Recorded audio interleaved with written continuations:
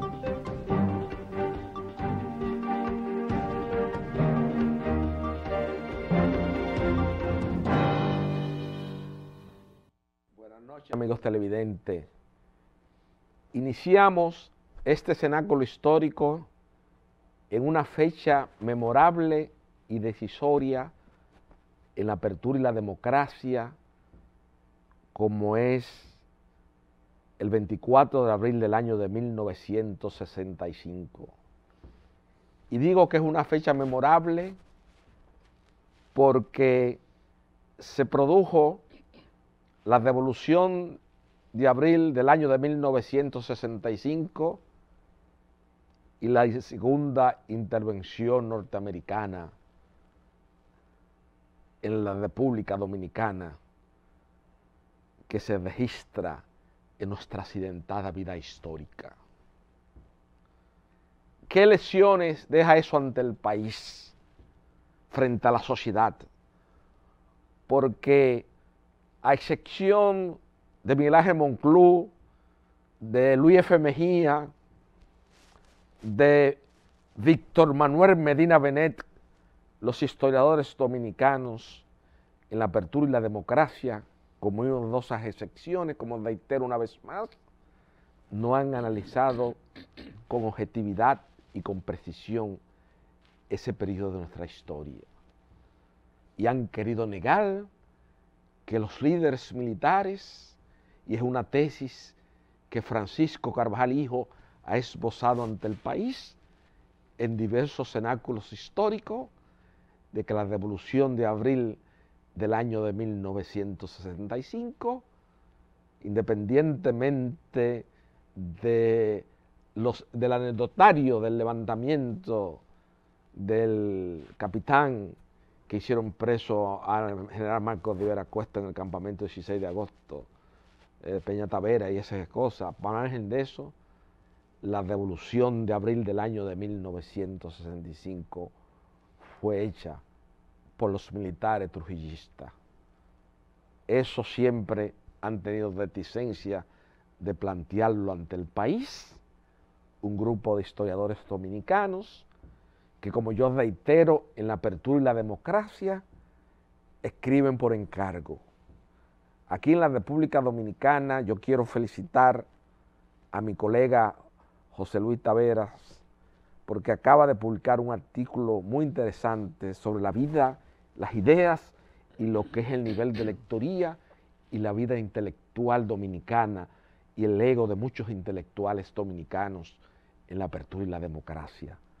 Detrás de cada dominicano, sostenía mi papá, hay una egolatría fundamental, y prueba de mis afirmaciones lo constituye el hecho de que leía con mucho detenimiento hace algunas semanas un artículo que escribía Marino Vinicio Castillo Rodríguez, evocando en su memoria el recuerdo inmenso del compañero de mi padre en el proceso judicial que se siguió a los asesinos de las hermanas Mirabal en la apertura y la democracia, como lo fue don Héctor Emilio Sánchez Morcelo. Y en ese artículo memorable, bien redactado por Marino Vinicio Castillo Rodríguez, porque obviamente es una figura que deviene de la normal presidente Trujillo, de esa educación de Carlos Curiel. Lo primero es que habla de que como Héctor, y de memoria, como Héctor Sánchez Morcelo le explicaba que para las almas nobles y puras como él, la actividad política en sociedades como la nuestra le está vedada. Leía un artículo de Roberto Marcallé Abreu, un destacado novelista dominicano, en ocasión del fallecimiento de Marcio Veloz Maggiolo. Y en ese artículo dice Roberto Marcallé Abreu que Marcio Veloz Maggiolo le expresó con mucha propiedad en esa última visita que le realizó en vida a ese emblemático y fundamental escritor dominicano y latinoamericano, porque Marcio Veloz Maggiolo no hay que evocarlo solamente en esta latitud geográfica, sino en el contexto, yo diría, de lo que es la buena literatura en Hispanoamérica. En Marcio Veloz Maggiolo la prosa adquiere un nivel como podemos encontrar en otros escritores de cierta importancia en la apertura de la democracia, como lo es, por ejemplo, en República Dominicana, Pedro Fernández Pey, como lo es Juan Durfo, como lo es Mario Vargas Llosa, como lo es Gabriel García Márquez, como es Francisco Herrera Luque, el nombre del pez que escupe en el agua, como lo es Miguel Ángel Asturias, como lo es Miguel Otero Silva en Las Casas Muertas. O sea, que Marcio Veloz Maggiolo fue un referente en la literatura hispanoamericana y lo seguirá siendo.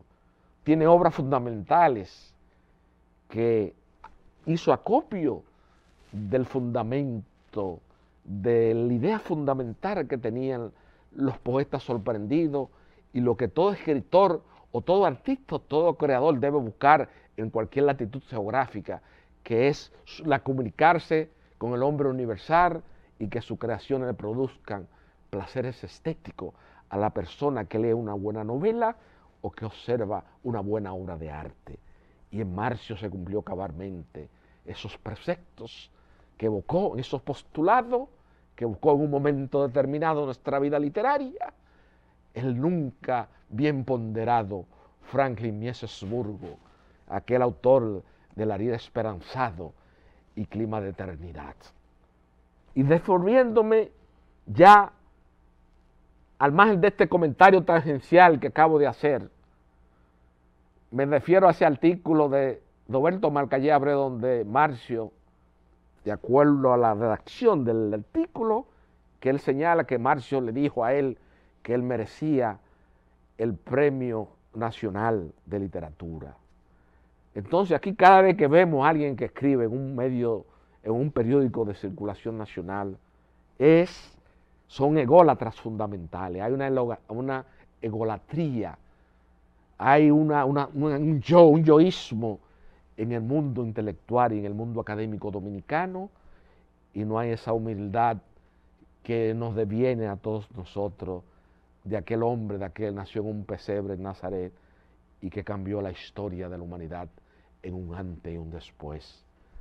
Nosotros, viendo yo en las redes sociales muchas de las intervenciones públicas del doctor Francisco Carvajal Martínez, me he dado cuenta que hoy en esta sociedad cobra más que nunca una vigencia inusitada esas expresiones populares sobre la valorización del pueblo dominicano. Fíjese que yo he sido cuidadoso ante el país cuando me expreso, cuando hablo de un Andrés Avelino García y Solano, cuando hablo de un Prevíster Oscar Doble Toledano, cuando hablo de un Pedritín Delgado Malagón, cuando hablo de un Alfredo Manzano Bonilla, cuando hablo de un José Israel Cuello Hernández, cuando hablo de un Ramón Alburquerque, que son personas que en esta sociedad han tenido un cerebro privilegiado. Fíjese que yo me cuido de no mencionar a Carvajal Martínez, a pesar de ser el único dominicano en la apertura y la democracia que se fue a la tumba con ese crisor, con ese orgullo de que un hombre del nivel intelectual, del nivel del pensamiento profundo, del conocimiento humanístico de la cultura universal que tenía el Prevíster Oscar Doble Toledano, le escribiera un artículo titulado Borges, Democracia y Bullón. Con ese orgullo se fue mi padre a la tumba y por eso yo nunca lo menciono a él, a pesar de que mucha gente me ha dicho, mira, pero tú tienes que mencionarlo cuando hagas ese inventario que tú haces de los grandes pensadores dominicanos o los grandes conocedores del pueblo dominicano, como lo cual está don Américo Lugo, el doctor Mocoso Pollo en Carta Javelina, Pedro Andrés Pérez Cabral, Corpito. Aquí hay un inventario. Esta es una sociedad muy compleja. En este cenáculo histórico nosotros tratamos de organizar las ideas y los conceptos. No queremos entrar en fricciones porque es un programa de naturaleza histórica, pero nosotros conocemos a todos aquí. Tenemos la documentación histórica porque nos hemos preparado para eso. Sabemos quién tiene en esta sociedad autoridad moral y quién no tiene autoridad moral y qué abogados se han enriquecido a la velocidad de la luz, cobrando contratos generosos ante el Estado y después quieren predicar la moral social. Yo todas esas cosas me lo conozco de memoria, pero no es mi competencia de atribución, ni tengo una tutela judicial para yo decidir ante el país qué persona tiene valor moral y cuál no. Eso sería un irrespeto de mi parte al público que sigue este cenáculo histórico que es pasado y presente. Lo que queremos esta noche, con la comparecencia de un dominicano ilustre por muchos conceptos, como lo es don Cayetano Rodríguez del Prado, que es el invitado a pasado y presente de esta noche, que es un gran dirigente, un hombre que en los momentos estelares de las luchas en la apertura y la democracia ha jugado un papel preeminente desde el movimiento popular dominicano, liderado bajo la égida de Máximo López Molina y Andrés Ramos Peguero, que fueron los fundadores. Don Cayetano Rodríguez del Prado también tiene el mérito frente a la historia contemporánea nacional de que fue el único dominicano que conversó con un jefe de Estado de la magnitud como lo fue Mao Zedong en la plena vigencia de las utopías revolucionarias. Ese Mao Zedong que creó la revolución cultural, ese Mao Zedong que le dio cohesión a una civilización milenaria de diversas y elementos distintivos muy disímiles, ese Mao Zedong que indudablemente le dio esa revolución cultural y que obviamente a hoy día China continental se debe a que es la potencia comercial del mundo, aunque Estados Unidos financieramente y militarmente sigue siendo la potencia militar del mundo, pero en el ámbito comercial los grandes socios comerciales de Argentina, Brasil, para citarle Chile, los grandes países importantes, Venezuela, en América Latina, ya China continental ha desplazado a Estados Unidos de Norteamérica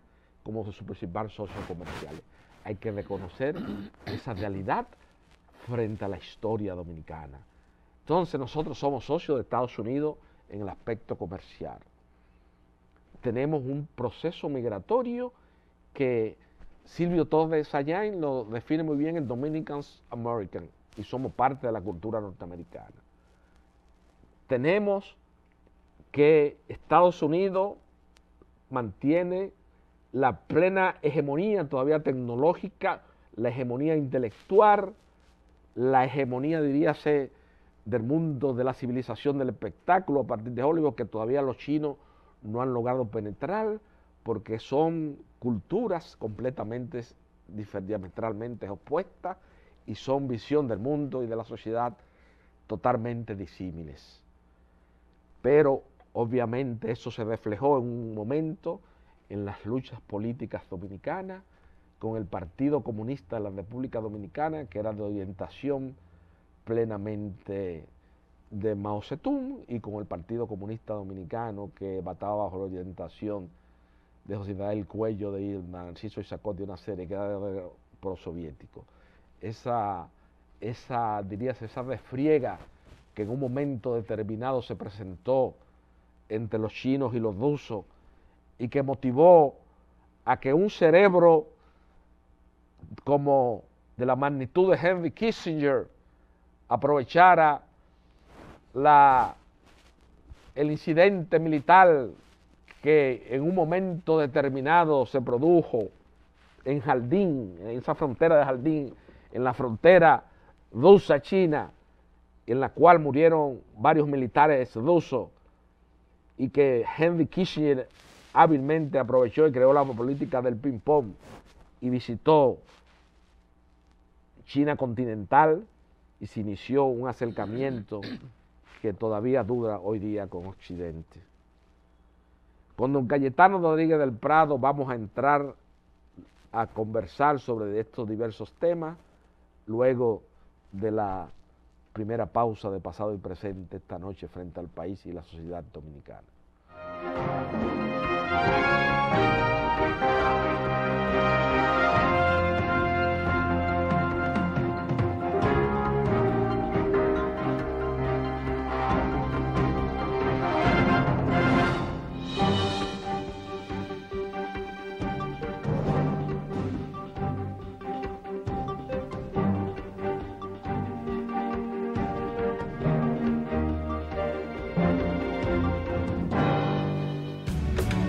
Nuestra tierra brilla con colores propios y nuestra cultura está llena de matices relucientes. Tenemos colores únicos para nuestro carnaval. Hay un color para nuestra herencia y nuestra historia. Y están los colores de nuestro orgullo y de la dominicanidad. República Dominicana es una tierra colorida y desde hace más de 50 años aquí el color es popular. Desde siempre y por siempre para ti, Pinturas Popular. La pintura. Mi amor, de la famosa, todo.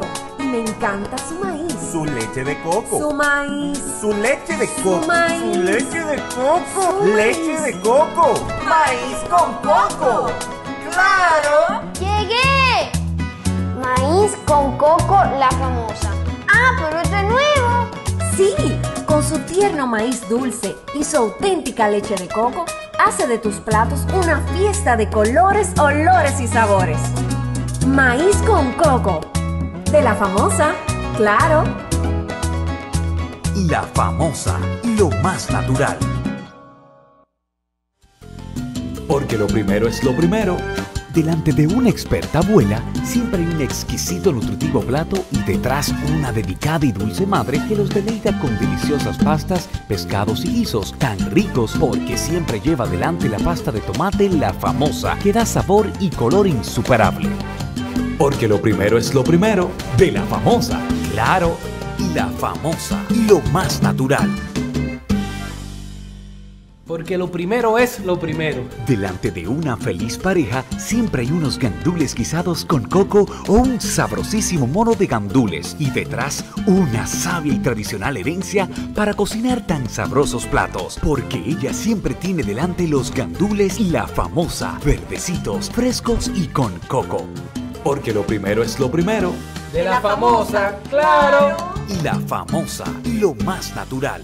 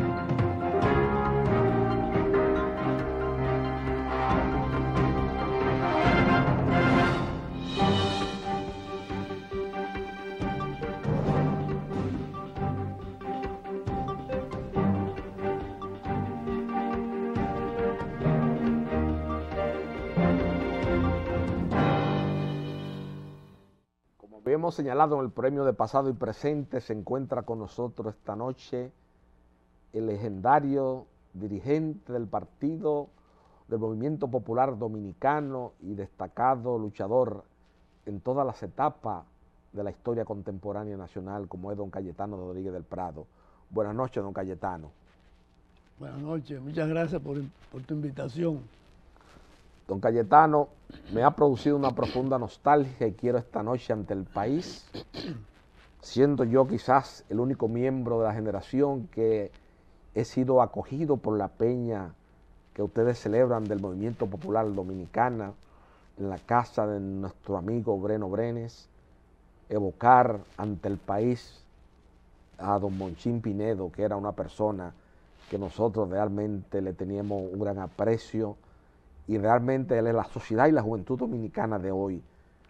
A mí a veces me siento que estamos arando en el desierto, porque esas figuras notables, esas figuras cuando se van, pasan prácticamente, se van en pleno anonimato, sin que la sociedad tenga conocimiento del valor que en un momento determinado, cuando había que definir los valores democráticos, afirmar la dominicanidad, tuvieron un papel de primacía. ¿Qué usted tiene que decir esta noche frente al país sobre ese eminente ciudadano que fue Monchín Pinedo? Monchín Pinedo fue uno de los viejos dirigentes del MPD, de los primeros que se unió al MPD cuando llegó el partido a la República Dominicana, porque fue fundado en Cuba en el 56. Y Monchín fue un combatiente sin pausa y sin ninguna tregua. Sí. Participó en todas las luchas democráticas y siempre estuvo del lado de la defensa de los intereses populares. Cuando se produjo el derrocamiento del gobierno del profesor Juan Bosch, Monchín fue uno de los que se alzó a las montañas de Cebico, junto con López Molina y otros compañeros más, y se arriesgó su vida en aquel movimiento. Durante la guerra del 65, fue uno de los compañeros más importantes en la dirección política del militar del MPD. Y cuando se decidió tratar de insurreccionar al pueblo de San Francisco de Macorís, Monchín Pinedo y Valdemiro Castro, ambos eran miembros del Comité Central del MPD, fueron de las personas que el partido, el MPD, envió a San Francisco de Macorís.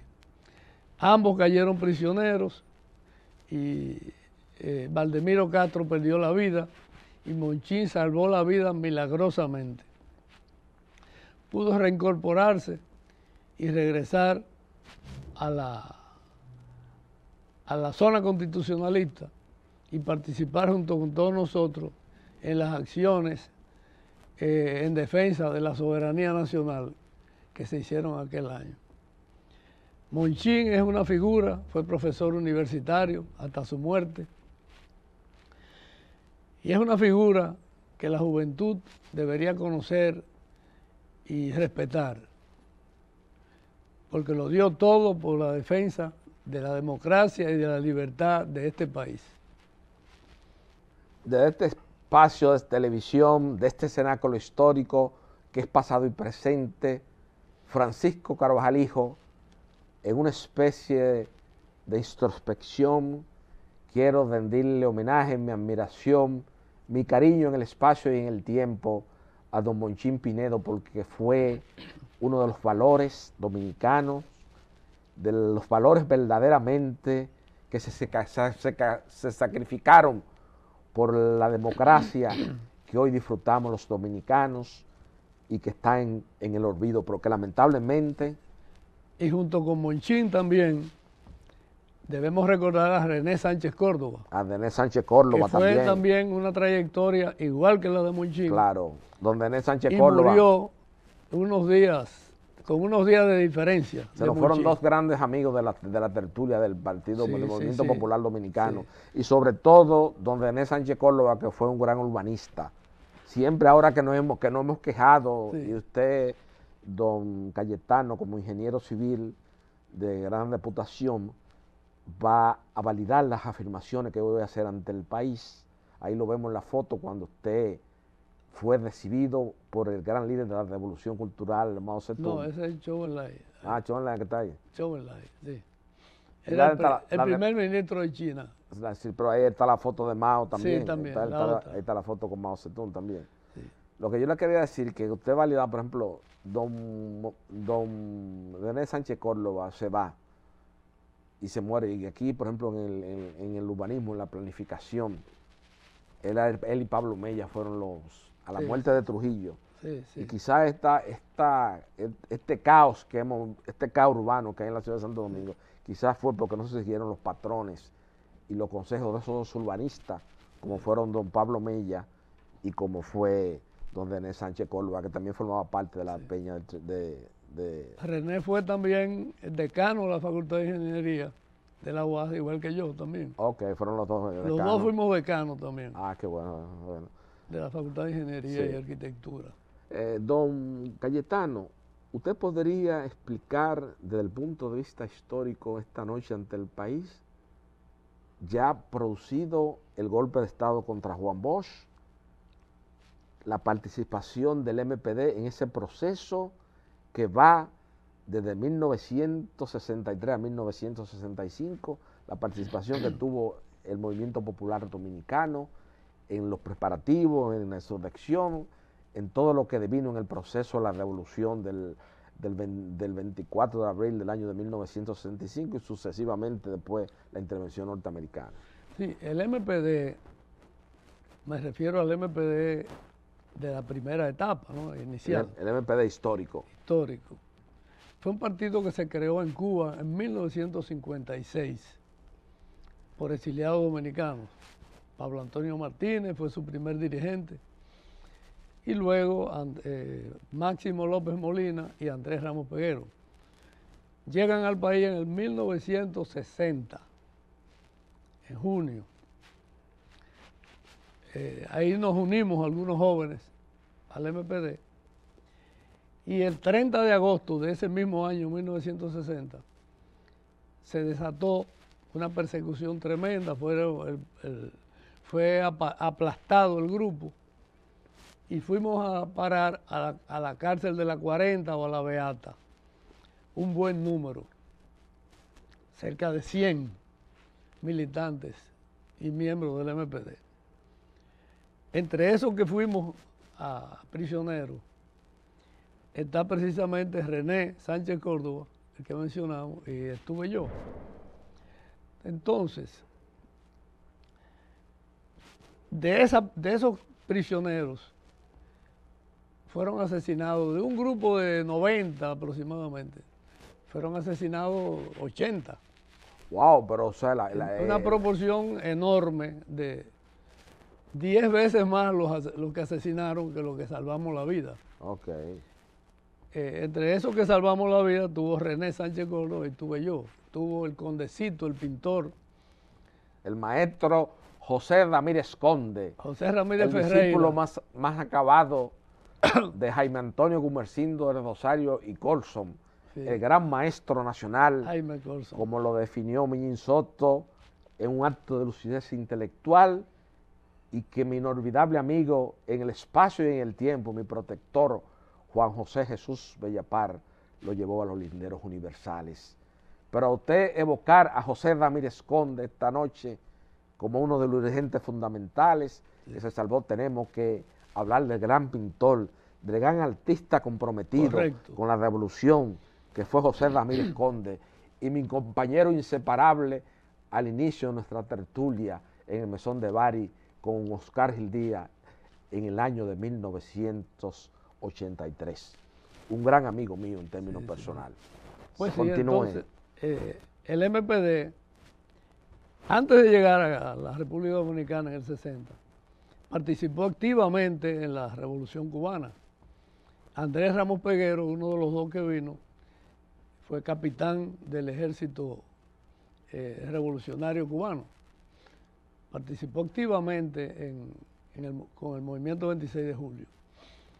Entonces, después que salen de la cárcel de la 40, de la Isla Beata, etc., el MPD aprovechó el espacio democrático que le ofreció el gobierno de Bosch.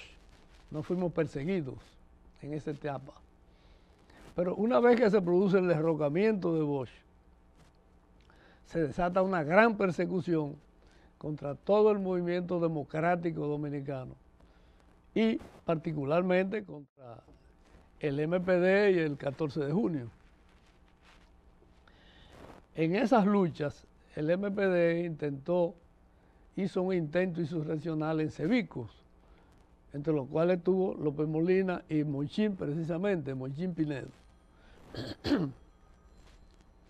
En el caso mío, yo me encontraba en Cuba y hice un desembarco militar por las costas de Montecristi. Sí. Originalmente no íbamos a desembarcar en Montecristi. Okay. Era por la zona de Puerto Plata, pero por averías en la lancha, desembarcamos en las costas de Montecristi. Okay. Ahí, junto conmigo vinieron Ilander Selig, el chino Ramos Peguero y Leopoldo Grullón. Okay. Es decir, participamos activamente en la lucha contra el triunvirato. Ahí salvamos la vida y fuimos hechos prisioneros hasta que nos deportaron. Eso fue en el 63, a final del año 63. Y en mayo del 64 nos deportaron del país a un grupo. Yo aproveché esa circunstancia y establecí los primeros contactos del MPD con el gobierno y el Partido Comunista de China. Y fuimos por eso recibidos por Mao Zedong. Porque en ese momento el movimiento comunista internacional estaba muy dividido. Un lado apoyaba a los soviéticos en la disputa internacional y otro apoyábamos a los chinos en la disputa internacional. Digo eso siempre en la disputa ideológica internacional, porque en el plano local nosotros éramos dominicanos y aplicábamos nuestra propia concepción de la lucha en el plano internacional. Los chinos consideraron, me dijeron siempre, que había sido el primer dominicano que había llegado allá después de la fundación de la República Popular China.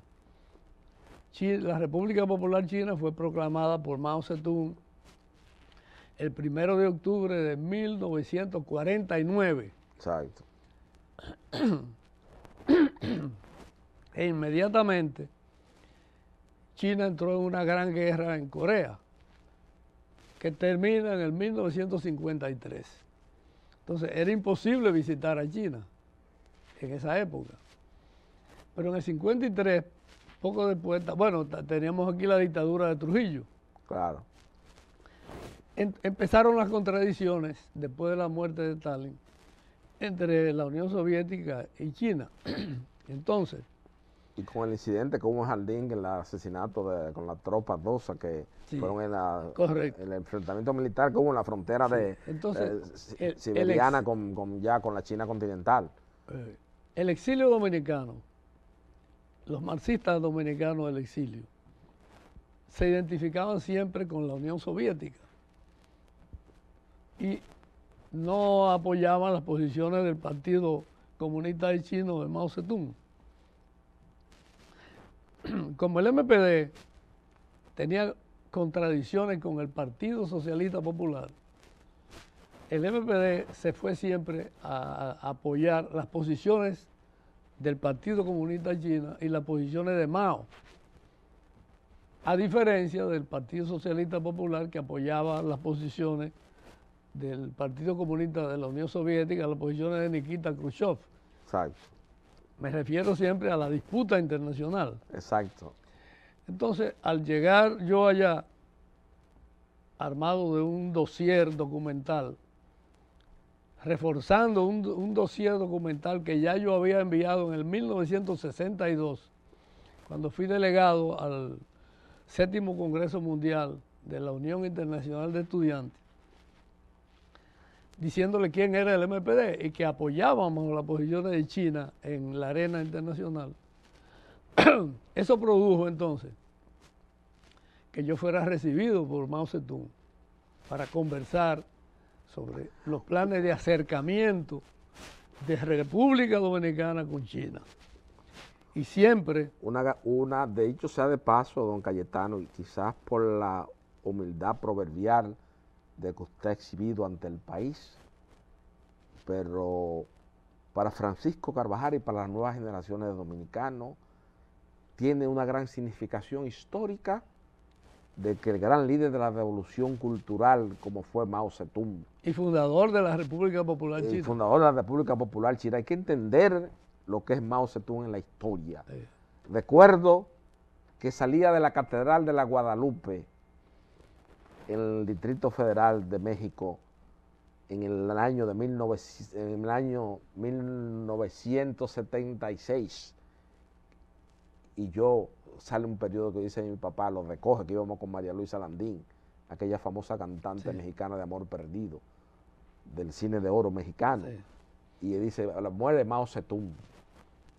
Entonces ahí mi papá empezó a hablar, por primera vez tomo yo siendo un niño conocimiento de la grandeza y la importancia de Mao Zedong en el desarrollo. Fíjese que hoy día prácticamente esa visión, ese empuje comercial que tiene China fue el mismo Mao que sentó las bases. Claro. Por eso Mao esa idolatría y que es una figura que usted tiene el mérito en la historia, no solamente en la historia contemporánea dominicana, sino en la historia de las relaciones de China con los países o con los del tercer mundo, con movimientos políticos afines con su ideología, que es recibido por un jefe de Estado, como es Mao Zedong, que está sí, entre los 3 hombres más importantes del siglo XX. Sí. Hay que reconocer eso. Sí. O sea que eso fue un hito para ustedes como agrupación política ser recibido directamente por Mao Zedong. Sí. Ellos le dieron mucha importancia a la visita de esa delegación del MPD, que era Ilander Selig y yo, porque China se sentía aislada políticamente de los grupos de América Latina, de las fuerzas revolucionarias de América Latina, porque esa fuerza giraba mucho alrededor de la Revolución Cubana. Y la Revolución Cubana estaba restringida por sus relaciones con la Unión Soviética. Claro. Estaba muy limitada, muy Estaba muy restringida. limitada, sí. Entonces, al llegar nosotros, me dijeron siempre, su visita tiene mucha importancia para nosotros, para China.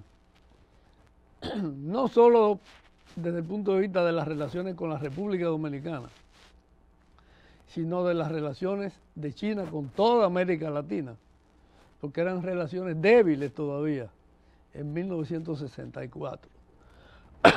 Eran relaciones incipientes. Luego se han ido fortaleciendo muchísimo. Entonces por eso Mao me recibe y tiene una conversación de 1 hora o más, donde se tocaron una serie de temas interesantes. Es bueno también que la ¿Qué gente impresión sepa. le causó, don Cayetano, a usted esa conversación con esa figura, diríase, legendaria y que Sí. es considerado en un país de tanto 1000 y pico de millones de habitantes, que es el gran líder, la gran figura histórica? ¿Qué impresión le causó Mao a usted? Mao es una figura extraordinaria, una inteligencia extraordinaria, una capacidad de sacrificio y una capacidad de liderazgo increíble para agrupar a un pueblo de 1000 millones de habitantes. Claro. Y liderarlo hasta su muerte. Los chinos, específicamente Mao, nos hizo una invitación para que asistiéramos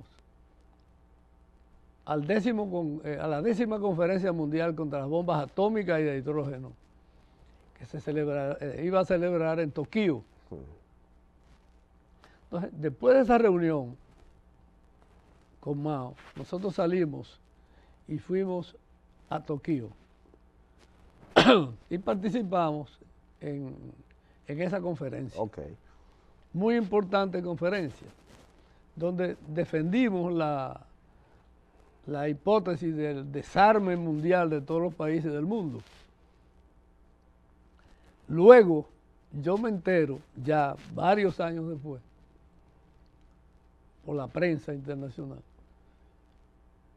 que en el momento que yo voy, Mao Zedong personalmente está dirigiendo el programa para la bomba atómica de China,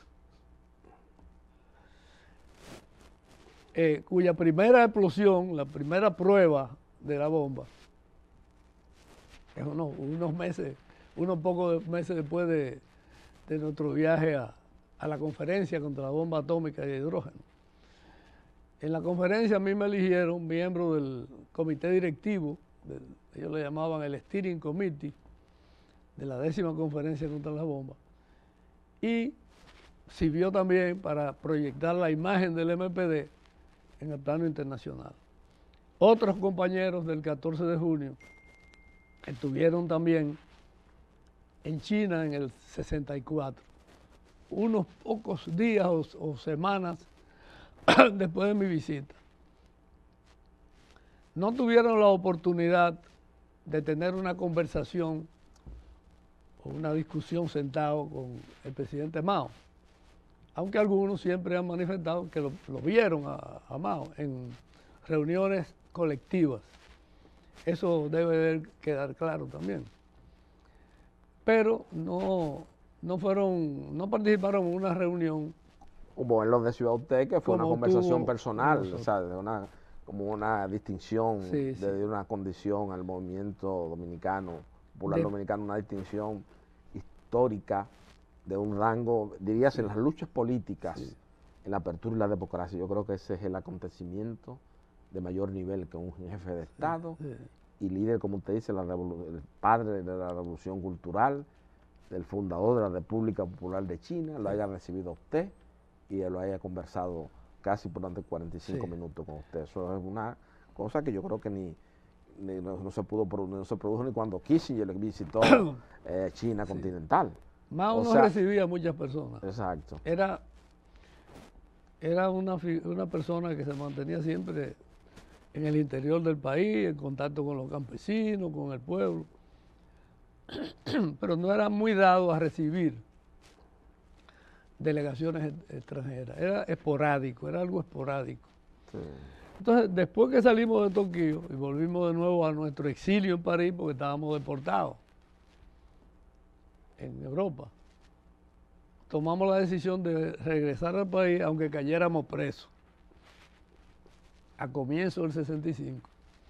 Y efectivamente yo llegué al aeropuerto y ahí fue encarcelado de nuevo. Y posteriormente de la prisión me mandan preso al hospital Padre Villini porque tenía una afección respiratoria que cogía en la cárcel. Era una celda con agua, me echaban agua para que tuviera que estar todo el día en agua. Y la revolución del 65, el 24 de abril, me sorprende estando preso en el hospital Padre Villini. En otras palabras, en la zona de control constitucionalista. Exacto. Y por eso los constitucionalistas me liberan de la cárcel y yo puedo salir y asumir mis funciones de dirigente del MPD. En plena revolución de abril. Sí, al comenzado la revolución, el mismo 25, perdón. 25 de abril del año 25, 1965. Sí, el mismo 25 por la mañana me liberaron. Don Cayetano, hay un aspecto, diríase, no controvertido de la historia contemporánea dominicana.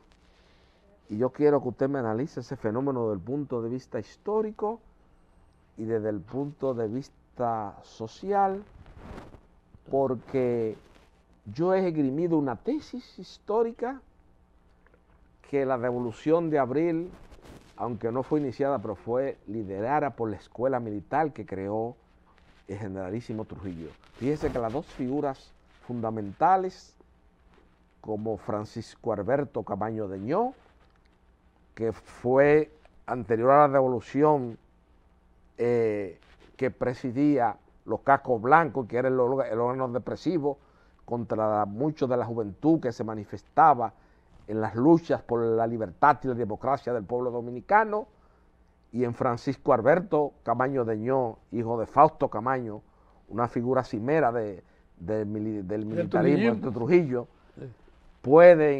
ahí cobra una vigencia inusitada esa frase del poeta Balaguer en el Centinela de la Frontera: qué amarga huella deja en el espíritu aquellas tardes que comienzan vestidas de luz y terminan rasgadas por el relámpago. Ese Francisco Alberto Camaño Deñó es de la escuela militar del generalísimo Trujillo.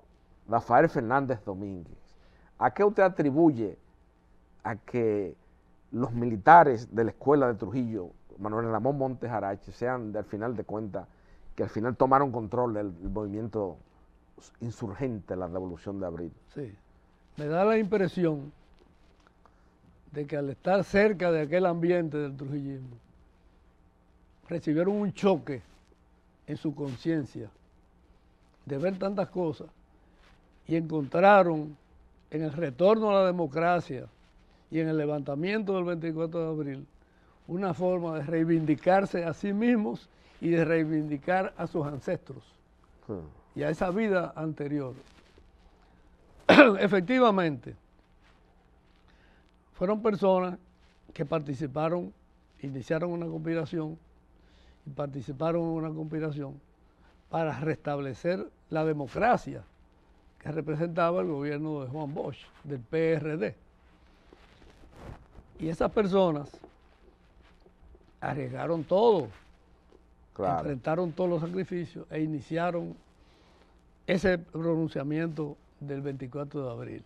Es bueno que el pueblo sepa que el MPD